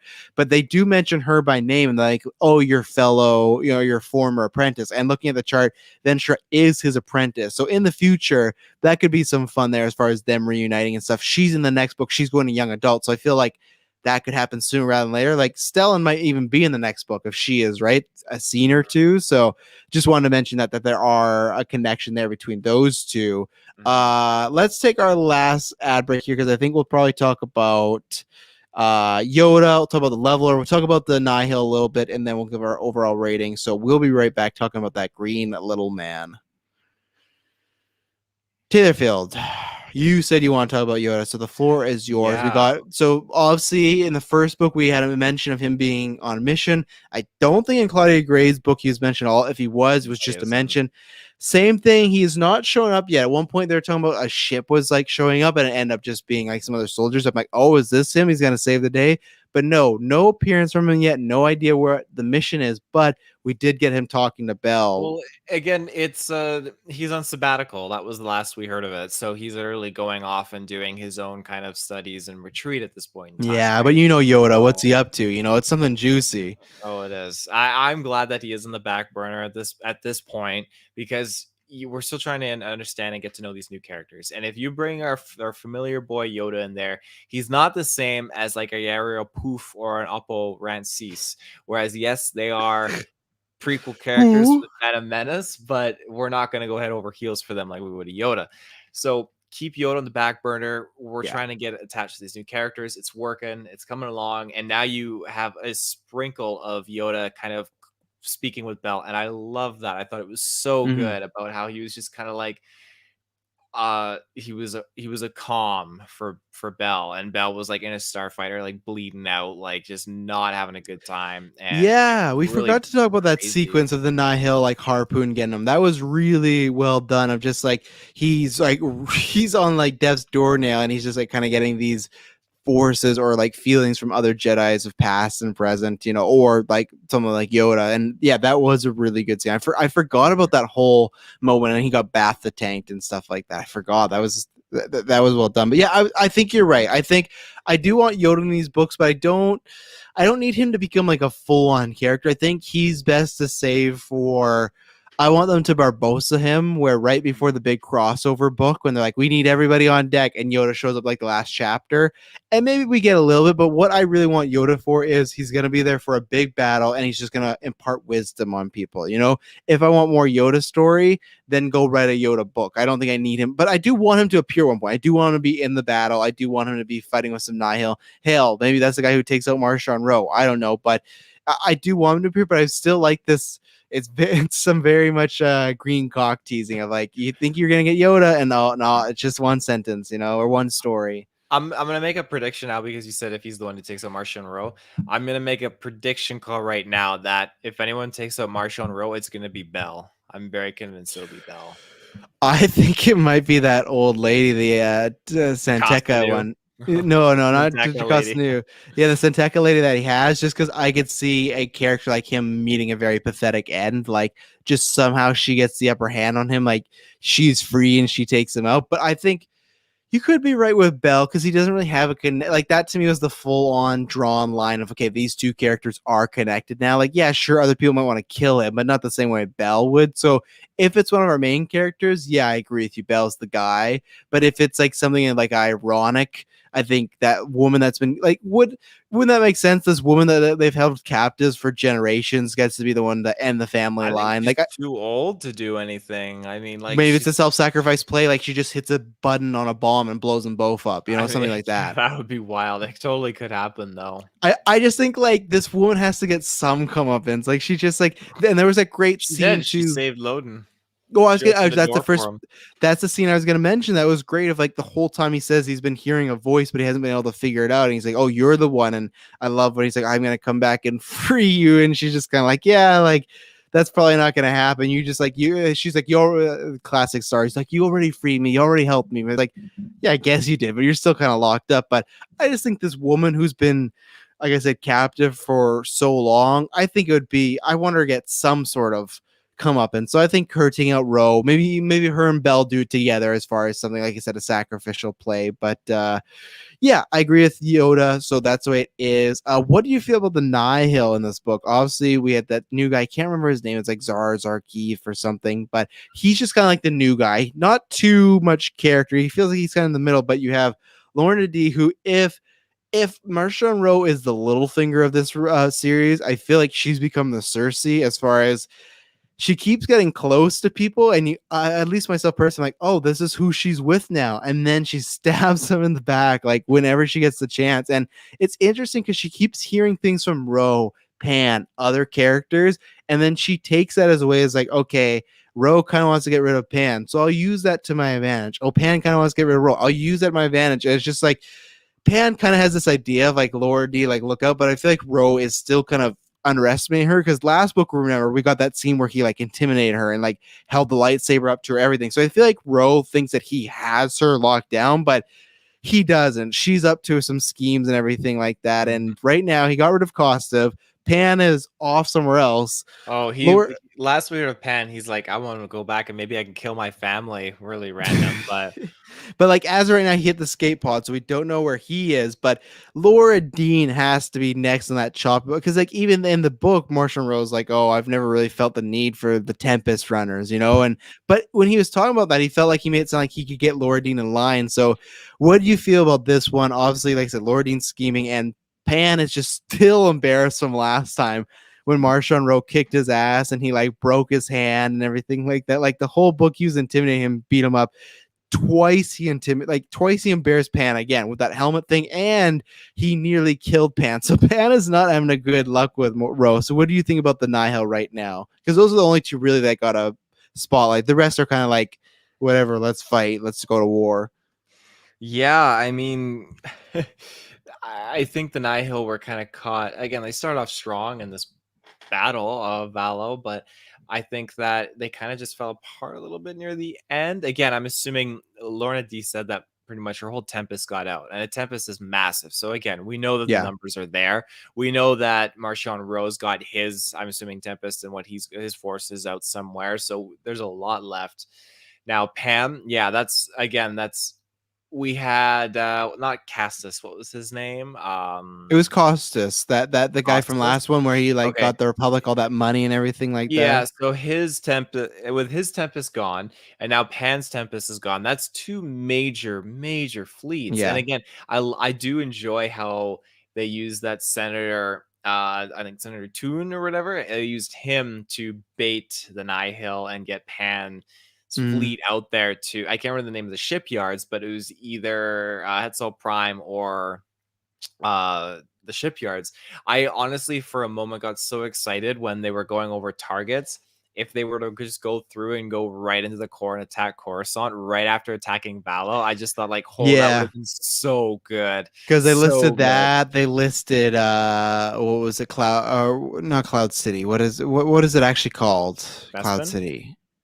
Oh, maybe they didn't say best. Oh no, they said Alderaan. That's the other one they said. They Alderaan, dropped that yeah. as like, yeah, potential. And yeah, it's interesting because Coruscant, I think we've only seen like slivers of in these books. I'm very interested to get back there, and I was interested, like, if they want to take out the Jedi. Like, I feel like with Elzar's visions, and if he's seeing a bunch of Jedi's taken out, if what happens if Marshall Rowe goes there with the leveler, we could get that. That could be I a don't think it'll be potential. Coruscant. I think if anything, he'll go Yeah, to what is it called? The Starlight. Starlight. Yeah, he'll go I there. agree That's with what you. I'm Yeah, thinking. I agree with you. But I don't want to think it's out of play. Maybe they even make Coruscant feel like that's the fake destination that they're going to, like a fake and they're actually going to Starlight Beam. But yeah, I think you're actually right with Starlight. They'll do that. But yeah, it was interesting when they're listing all these places. But again, Laura Dean, like Pan goes there, but then Laura Dean just completely on her temp is just like, let them die. Like she left them there and everything like Yeah. that. Because like Roe was kind of like, I don't like,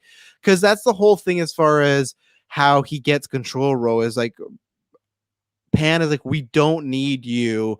If we have her, we have the pass. We're fine. But then Ro keeps bringing up like multiple times Pan has made some like pretty bad battle decisions. So he kind of has that over them. And again, he did make one because Ro was kind of like, I don't know.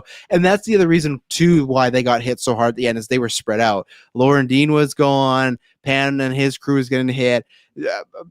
Martian Ro was alone with his Tempest, and they also got hit with an attack that they didn't know was going to happen and stuff like that. So kind of similar, like switching of the places where like they did the terrorist attack on Valo, they brought the fight to them. So it'll be interesting to see how the Nihil responds. They got this weapon now. So what do you think? Because we Well, also, oh, go ahead. I was gonna say not only that weapon, but I'm curious about the other weapon, because that girl who was taken hostage by the Nihil is per the plan, but then I feel like she genuinely double stabbed the Republic because she was talking about how there was again, I'm there was a few different pieces of tech, and there was one I was going to talk about at some point later in my notes overall, but I don't think it was that tech. The tech that she was creating was something to do with, right, it could disable energy Yes. weapons like The lightsabers and it stuff. was it a called? I don't think this was the full name. It was like a diffuser or something like that. It was like Yeah. plasma guns, lightsabers. Yeah, because there's some action piece. I think this happened to Stellan's lightsaber, right? Where he Yeah, was they were fighting they all some. shut Yeah, off. I think Bell was yeah, there too. yeah. They were fighting and they were after someone and they used that, and yeah, all their lightsabers started to flicker and then it powered down. So that's another huge weapon to have against, especially the Jedi if he's going to go to Starlight Beacon, Coruscant, if he can get his hands on that. And I think Ro knows that like the Nihil, he definitely wants to use them, but like that's not his complete end. Like he can't depend on the Nihil because they've seen many times that they can lose, and like they have lots of numbers, but they're not the smartest. Clearly, like they can get outwitted pretty fast. So I think he knows he needs a lot more tricks up his sleeves than just like, yeah, I'm gonna throw a bunch of ships at you because we have the pass, you know. So what was I gonna say? What do you think about Laura Dean? Because she left. I feel like Ro. They even said like he sees her leave, and it's almost like feels like Laura Dean was leaving Ro there to die too. We got announced that she's getting an audio drama I think in the fall or something like that, which is very interesting. So they clearly like this character, and I do like this character too. Like I said, I like her in like a Cersei sort of way. So what do you like? Again, maybe she's the one that kills Ro because I like that in this book. Last book, he was kind of convinced that Kosov kills the dad, and he's like, "Well, maybe Pan killed my dad." Like he's just fucking, he's so paranoid right now. Like if it just fits his narrative to knock off Pan or Laura Dean, he's like, "Yeah, they probably killed my dad." You know, like probably when he kills them, he'll blame someone else. He'll be like, "You know what, Mhm. Elvar killed my dad." But what do you think she's doing? Like I said, what do you think about her getting her own audio drama coming up in the next few months? I think it's fitting. She's aside from all the other Nihil, Marshall and Ro, I think she's definitely the most enticing. We're getting a lot of Yeah. depth on her character for a reason. So I mean, give us more storyline with her. I think it's great. She's definitely, like you said earlier, playing both sides, playing Pan when she can, and then plays Marshall and Ro when she can. And I think it's very fitting for her character.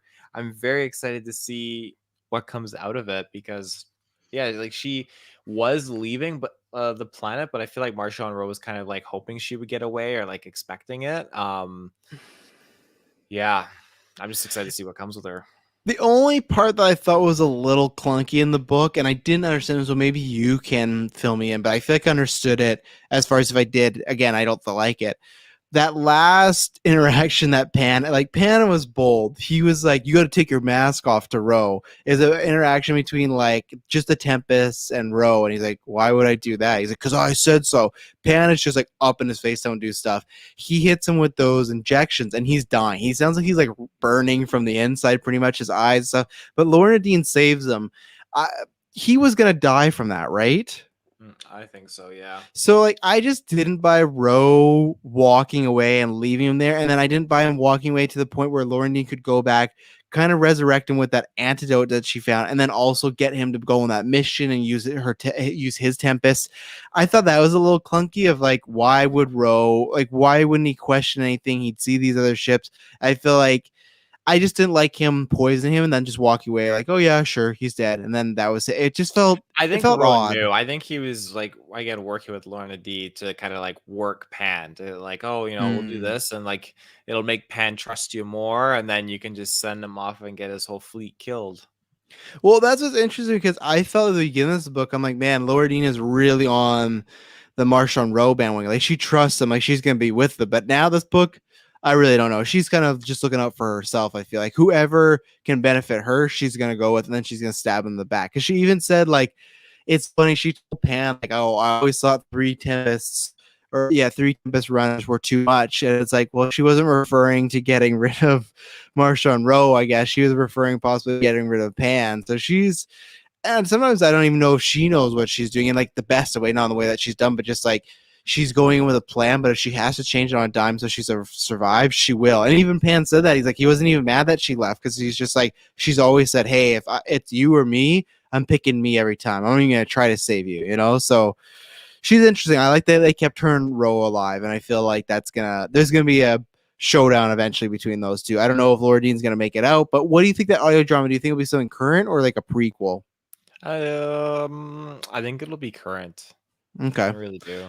Yeah, I'm interested to see like the runtime on it and whatnot. If it's not too long, I'd like to check it out. I never did the Dooku one, but I do like Laura Dean, and if it has more Nihil and Ro, potentially I'd be down. So my last big thing, I'm gonna have some notes to shout out, but my last big thing is, so what do you think about the leveler? This showing that he finally got it. He was unthawed and stuff like that because he's like, oh, if she only knew what power she had all these years, he had it almost connected to his armor because he hit someone on his chest plate to help open it up. Either way, it kind of got described to me twice as like, at first I thought it was like an actual creature, it sounded like, but then as I read other people, because I wanted to hear this, and then I watched one YouTube video because it described it with eyes and teeth.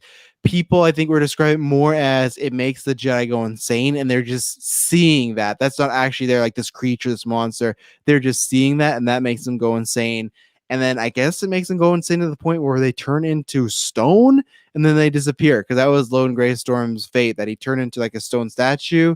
Stellan touches his cheek and then he just crumbles. So what do you think? Obviously it's still very vague, but what did you think this big reveal of the leveler, which was teased last book? Yeah, like I found again the ending to be very convoluted in this sense because I wasn't able to pinpoint specifically what my interpretation of the leveler was.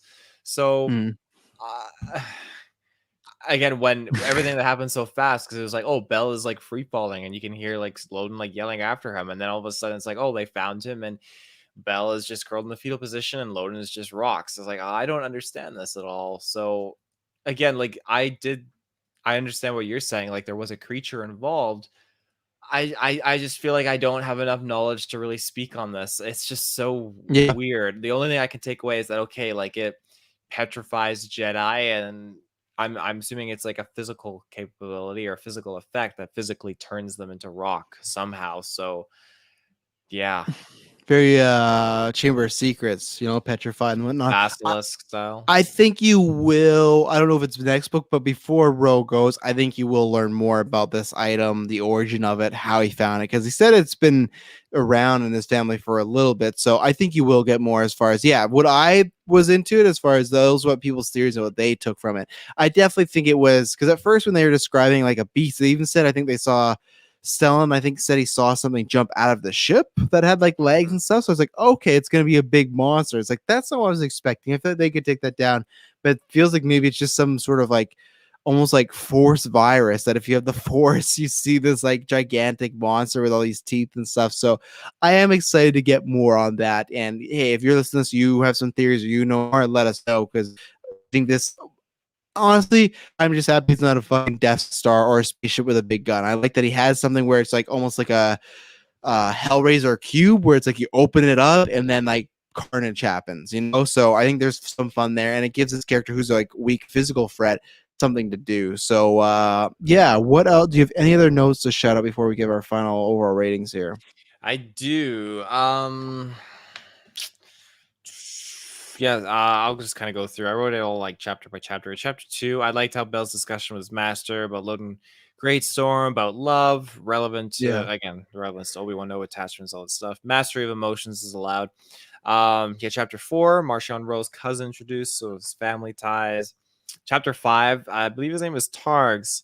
An Aqualish, basically, he created the first experimental system to detect vibrations in space, which allows them to detect ships dropping out of hyperspace. I really like that because that's like a big thing later on in Star Wars. We're like, oh, we have ships dropping out of hyperspace.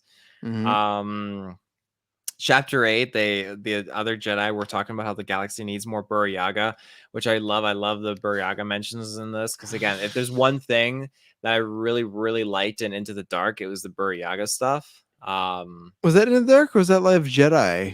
I thought it was Into the Dark. Because I know he had that scene with the little kid and stuff like that, and he learned about the master. And yeah, I'll have to look it up. Either way, yeah, I was surprised though how little he was in this book, though. I thought he was going to be in a bit more. I'm waiting for Braga to get the Braga out. Or I don't know if he's ever going to be a full main character, but they just keep stressing how sad this Wookiee is, and I feel real bad for him. Like he wants to be a Jedi, but he has a lot going on. So I hope we learn more. And I liked the kind of the way they were doing it, where the narrator would talk and there'd be Wookiee sounds behind him, instead of the last time where it's like they made Wookiee sounds and then they would talk right after. Like I think it worked better this way. Yeah. I agree. Chapter 10, yeah, this being force sensitive, curb stomp, all that stuff. I liked how the cave they were in. Again, I think that kind of goes hand in hand with the leveler. The leveler, you're right, like it does show you like your worst fears. Because initially I didn't understand the leveler at that point. So I was kind of thinking, like, is this like a force cave that's kind of like freaking out with this because it's like one of those dark caves? But yeah, just the weapon makes you go insane, lose your mind. Chapter 17, yeah, the senator's voice, all that stuff. 26, there was a moment where they did like the Galaxy Rain song and they were singing like a full-on song. I was not into that at all. It really pulled me out. But yeah, yeah, they even said in the book, they're like, wait until you hear the song, so they set you up for it. Yeah.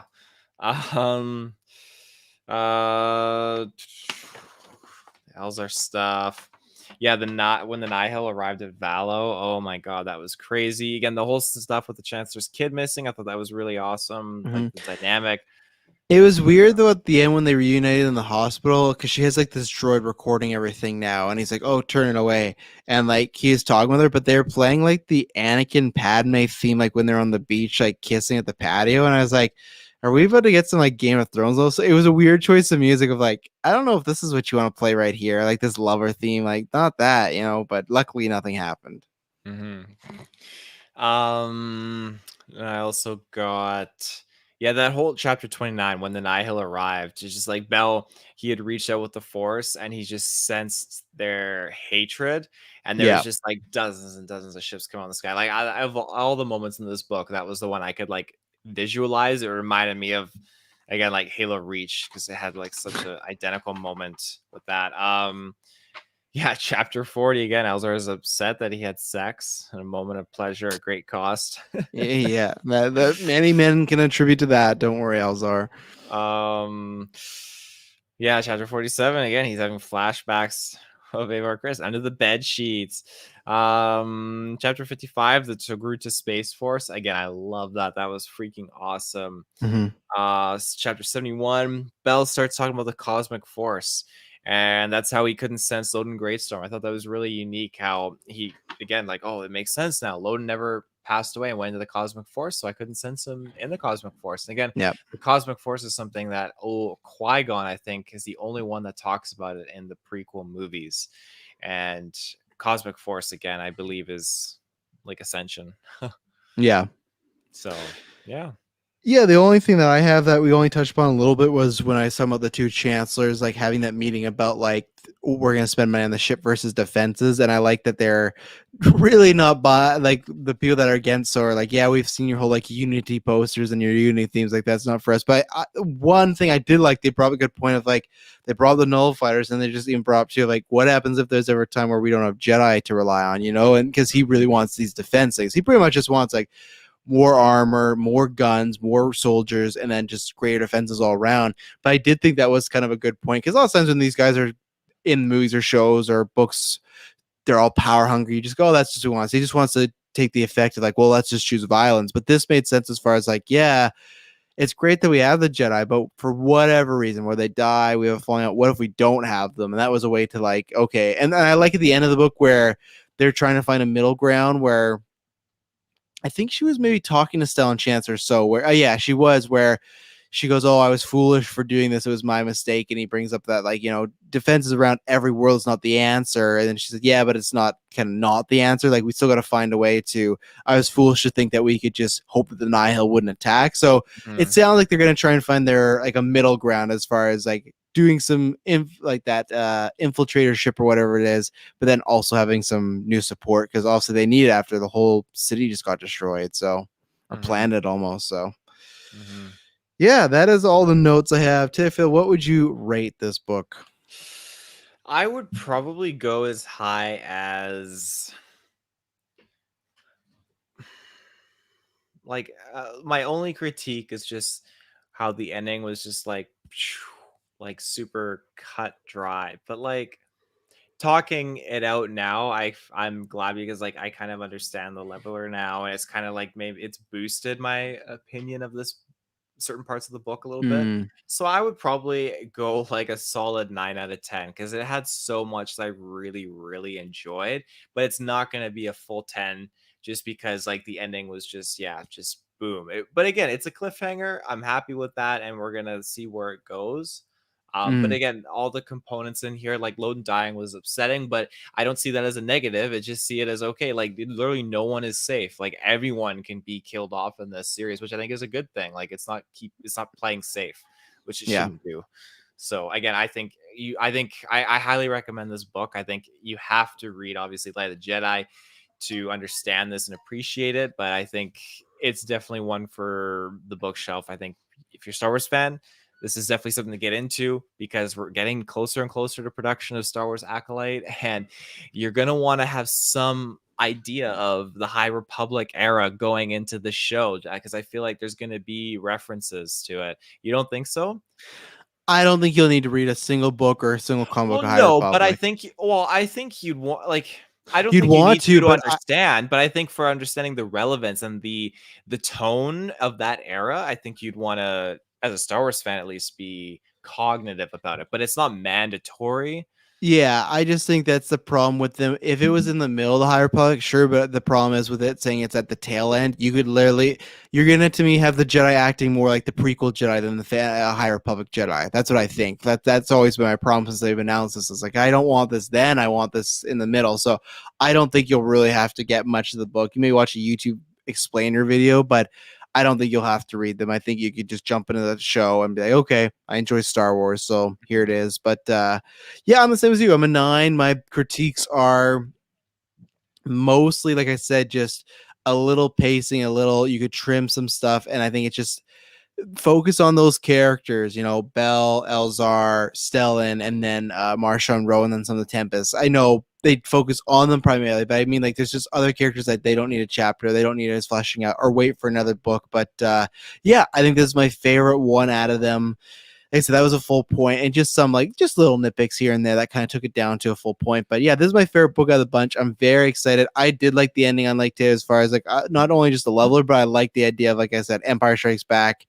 Very dark moment. It's a big cliffhanger. It makes you want to read the next book. Like, hey, what is next? And I think that's the job of any book or movie or TV show that's trying to be a series like this. And right when that ended, I'm like, okay, because it is so abrupt. There's not like, oh, the people died and they go back to base. Like, no, they're died, and now it looks really bad as Loden's just gone. So yeah, a 9 out of 10 for myself too. So yeah, if you enjoyed this book, head over to Twitter, Facebook, YouTube, or Discord. Let us know if you liked us, of course, but let us know if you liked it. Let us know any theories that you have, and we'd be happy to discuss them. So yeah, I don't know if we're gonna do the young adult book for the next one again because you're wedding. That might have to be a when you get back sort of deal. I'm not sure when it's releasing Out of Shadows because I feel like if this came in July, let me take a look here. I feel like that's in August, I imagine. Yeah, I'm gonna take a look here too because I'm curious. Out of Shadows. Let's see. And that's a young adult book. I'm not sure who's writing it. Justina Ireland. And that is coming out. It says expected July 27, 2021. Is it really that close? But again, I don't know if that's going to be the case. Yeah, it says that on the Wikipedia too. So maybe I doubt you're going to sneak in a July book review, July 22nd. I mean, I feel 7th. July 27th. I mean, I finished this in 3 days. Like I'm still going to be working, and I just listened to the book during I'm at work, right? So I mean, if I were to pick a time like to do a cast, because that's still be like one here or there, of course, but like we could probably pull that off. The only thing is it depends if people are calling sick at your work and you can't you don't get time to listen to it, because well, luckily we would have been done this review ages ago. Yeah, well, the young adult books are a little a bit smaller though too, but we'll see. This guy's we're saying, I get close to the wedding, I might need him off, and I was like, oh, I'll probably get that book review in, and then he's like, you know what, I might be around for Suicide Squad. I might have the night alone. Suicide Squad. Now I may be near an IMAX theater, so I might actually be in luck to see that in IMAX if they play How will you be in an IMAX theater? That's the day before your wedding. No, after I'm not gonna not for the review. After I go on my honeymoon, I'll be able to go and see it again. Okay. No, not see it again. I may not watch it. Period. Like review wise, whatever. I may save it for you were the I told you no, but you were the one of like, oh well, the night before the wedding, I might not be doing anything. I might just be in Warzone. So what? If I could watch Squad, I could review it. Change of heart. This is all you. I'm the one that just says, hey, you just got to do the 6-year anniversary cast, and you got to do a few Patreon exclusives. Then after that, you're good to go. As far as the Star Wars book goes, I mean, looking at the cover, like the Nihil, like it just has me really amped because I'm thinking, like, hey, what is going on in this book? Like, there's just we have these young Jedi going against the Nihil wholeheartedly. I don't see obviously Marshall and Ro on the cover, but like. I feel like that we're going to get a lot of relevance in this book to this kind of storyline. I hope so. None of the Dengri or whatever. Sylvester Yara is on a streak with bad luck and no end in sight. She's been doing her best to keep the family cargo business going after her mom's death, but between mounting debt and increasing attacks by the Nihil unsuspecting ships, Sly is in danger of losing the ship. All she has left of her mother. She heads to the galactic capital empire Coruscant for help. That's so funny. But gets sidetracked. Of course, she gets sidetracked because we never go back to these fucking prequel plans. But gets sidetracked when she's drawn into a squabble between two of the Republicans' most powerful families over a patch of space frontier, tangled in the familiar politics in the last place Sly wants to be. But the promise of a big payoff is enough to keep her interested. Meanwhile, Jedi Knight Ventura Rao has been summoned to Coruscant. There you go. But has no idea why or whom. She and her Padawan Amiri Kentoros arrive at the capital along with Jedi Master Carmick Vitus and his Padawan Reef Silas and are asked to assist in a property dispute on Frontier. This sounds very Knights of Old Republic. You remember there's that one thing where you have to solve where there's a family like a property dispute and you got to go back and forth between the two, and you can like actually just kill the people of the property. I barely remember this. Oh yeah, there's like a whole thing of like, well, they're gonna get off my land, they're my workers. But why? What is so empowering about this empty patch of space? The answer will lead Venture into an interest or into understanding her abilities and take Sly back to the past, and truth will finally come out of the shadows. So to me, this looks like it's gonna be like the Dengari book or whatever. Or like, yeah, it's getting worse and worse. Drengar, but like. Into the Dark, I think it's gonna be that where it sounds like that he'll be around, but I don't think I'll have too much to do with it. But we'll see. We'll probably review it at some point and everything. So yes, ladies and gentlemen, thank you very much for tuning in. When you hear from us next, it'll not be boring. May the force be with you. Always. Wow, you took it from me.